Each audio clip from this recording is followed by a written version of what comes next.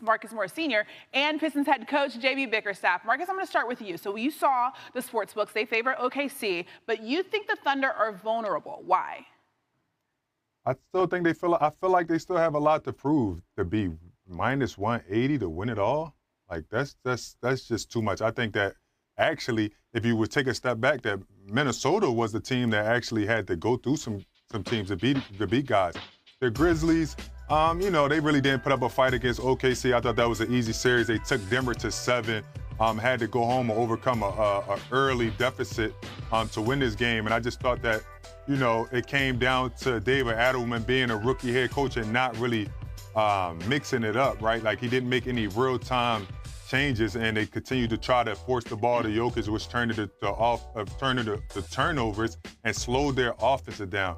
But the way that Julius Randle is playing, obviously as a second fiddle, averaging 23, 6 and 6 in the playoffs, and Ant is playing at the level he's been playing at, I think they're more primed right now than OKC. They've been in this same spot last year, so I feel like they felt like they missed out on the chance to get to the finals last year, right? But I just love the way they play. I love the fire. OKC is a really good team, don't get me wrong, but I just think that spread is a tad high. Yeah, the Timberwolves also had a little bit longer of a break. JB, what exactly do you think makes the Timberwolves difficult for the Thunder?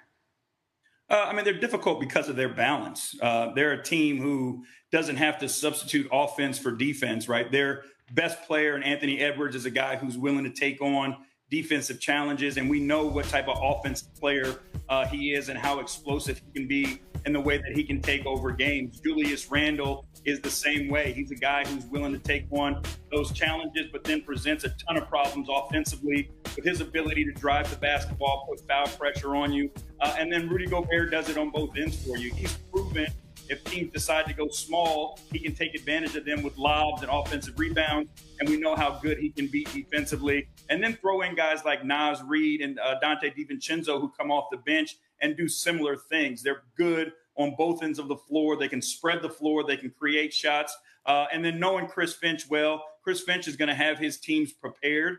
And he does a really good job of understanding his opponent and how to take advantage of his opponent's strengths and weaknesses. Okay, so that's what we're getting in the West Finals. Meanwhile, Nikola Jokic is headed home. Listen to his answer about if he thinks the Nuggets can still win a title as put together right now. We didn't, so obviously we can't. If we could, we will win it. So I don't believe in those if stuff. So we had the opportunity, we didn't win it. So I think we can't. JB, you just heard what Jokic said about this version of the Nuggets. So what do you think Denver will look to address this offseason for a title run next season? Well, I think you got to maximize his window for sure, right? He's one of the, if not the best player playing our game right now. So you got to do whatever you can to maximize that window of championship level play from him. And when you look at the teams that have gotten it done, they've got experienced role players. They've got talented players who were either former number 2s or number 3s, and then guys who've decided, you know what, I'm out here trying to get a championship, so I'm going to go join one of the best players in the league. And maybe now you're the 6th man on that type of team. But veteran role players, those are the guys that eventually help you get it done. And I think it's important if they're going to go out and get back to championship level, adding some of those veteran role players would be a great job. All right, Marcus, so all of that applies if the Joker obviously stays in Denver. Giannis is reportedly open-minded about exploring options outside of Milwaukee. Do you think that the Joker should consider possibly leaving Denver? I like Jokic to stay in Denver, and here's why, right? They fired their coach, and regardless of what the reports might say, he had to have some input in that, right? And you could kind of tell throughout the playoffs, he became more of a vocal leader. That's something that we haven't seen from Jokic yet. So I think finding a new coach, finding new gyms, I think he will have a lot of input on that. And obviously, you have to give another coach and another GM an opportunity to come in there and see what they actually can do around Jokic, who the pieces they can put around him. He's only played for one coach, and now it's an opportunity to go and start fresh, to see who he can bring in during free agency, and see what coach and GM they can mesh with him, right, to make it make sense, to make him actually want to stay in Denver. Yeah, for sure. They certainly have a lot of things to figure out in Denver. We'll see what they do this offseason. Thank you, guys. Appreciate it. These conference finals are set. Wolves, Thunder, and Pacers, Knicks. So NBA analyst Marcus Morris is back to debut something that we're calling Morris Code. He's going to reveal the code for each team to reach the NBA Finals. Marcus, let's start with the heavy favorites, the Thunder. What is the Morris Code for OKC to beat Minnesota? I think it boils down to Chet Holmgren. I think he has to have a big series, right? I think he has to establish himself as a prime young gun with OKC. He's coming back, and he needs to play really well. And I really feel like he has to win that matchup between him and Julius Randle. He played well down the stretch against Denver, had some really big plays, but from start to finish, I think Chet Holmgren has to insert himself into this series as one of the prominent players on the court. All right, what's the Morris Code for the Timberwolves?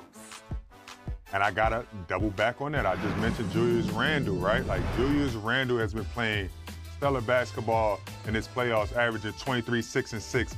If he can continue to play at this level, an all-star level, I think we will see the Minnesota Timberwolves in the final, and they are my pick. Julius Randle has been playing really well. If he can continue to play at this standard, they will have a great chance of getting to the championship. All right, let's go out east. What's the Morris Code for the Pacers? Pacers, man, what they hang their hat on all season is playing as a team. We need to continue to see the Pacers play together, everyone get involved, play at the level they've been playing at. They've shown a different dynamic than any team in this playoff, and that's being together. If they can continue to play at that high level together, I like their chances against New York. And then finally, you just mentioned them. What is the Morris Code for the New York Knicks? Gotta be Cat. Big Cat, man. It's time to show up. He had a really good game in that game 6. If he could continue that same play, that bully ball, dominating this series and getting down low and hitting the 3, I think he's the key to New York winning the finals, not even getting to the finals, winning the finals. I think it's all on Cat Anthony Towns to show up in this series and the next. All right, we'll see if he's able to do that. Marcus, next time we do this segment, you need to learn how to speak in dots and dashes, okay? We'll practice it. Thank you. Okay. Quay trở lại với kênh của mình. Hôm nay mình sẽ tiếp tục hướng dẫn các bạn làm vòng với tiêu đề là chia riêng. Quay thành quay phải đặt tay nghe này lâu rồi. Cái gì luôn? Long ơi. Đặt tay nghe ơi. Anh biết. Đây anh sạc không nhanh rồi. Anh có sạc ở đây rồi. Tay nghe còn sạc ở nhà đi. Thằng kia nó còn kia nó người bố đi.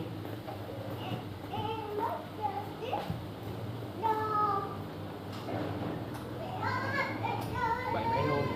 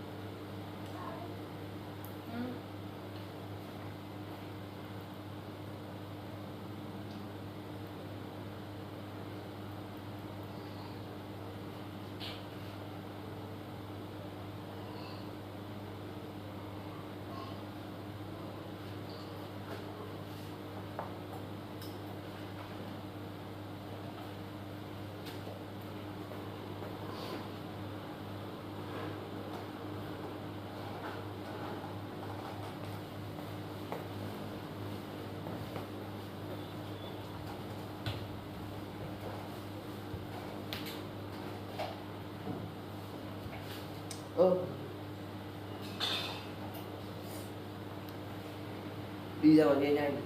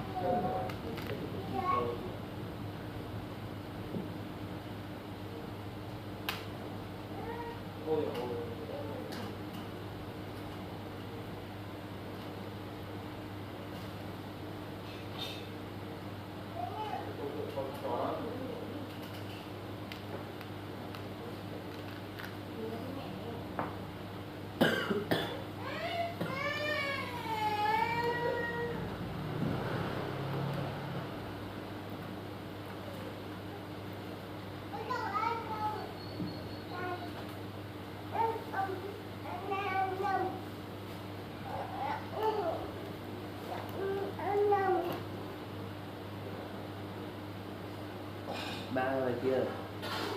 Nhanh.